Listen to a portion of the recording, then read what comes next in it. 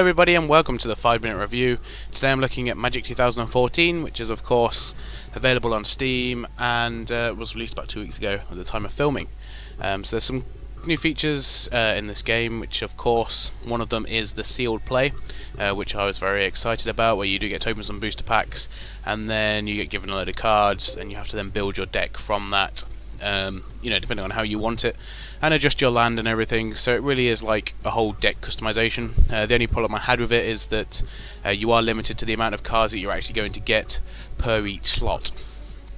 There is also the challenges, which are quite nice, and not actually, not overly difficult, but very good for a beginner like me, just to get grips with how to, win games. That was obviously one of the things which I've been struggling with quite a lot, but it is very nice in the way that it's executed. There is obviously a set pattern to have to do it, so there's no sort of, game of chance in it. You do just have to play the right cards at the right time. Some of them are quite difficult. They obviously progressively get more difficult as you go along. And of course, if you don't manage to do it in your turn, you do always lose the next turn anyway. So, that's quite nice in itself. All the cards are, well, for what I know, look exactly the same as they do in real life. I have seen some, obviously. I don't actually own any, but there you go. And everything works really nice. It's got a nice stop timer effect, which does allows you to use your plays and your sorcerer and your instant cards as well. It's very nice. It's really good. It's a really good style of how it's done, and the artwork is obviously amazing, as you can tell, just from the pictures there, of the Planewalkers and of the cards themselves. Probably the next thing which I'm going on to is obviously the custom games you can have. You can do free-for-alls of up to 4 players battling each other, or what's called a two-headed giant, which I'll be showing you next. At the end of the video. There is also all the multiplayer options as well, and you can also have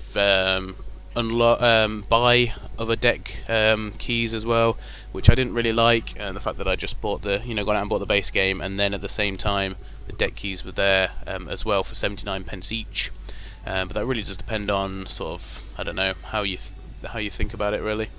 I didn't mention the campaign. The campaign seems quite good. I've not got too overly far on it, but there is some nice voice acting in there, and I'm sure it's a very interesting story. Although, to be honest, it is more about the playing the card games online with your friends, I believe, or that's the way I see it.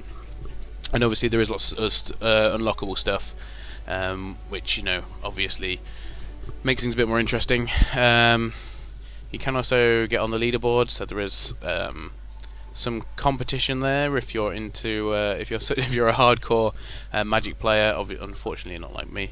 There are lots of stuff to give you a different background to the different Planewalkers, and every game, I believe, comes with a promotional card as well, which you can claim. So that's pretty good.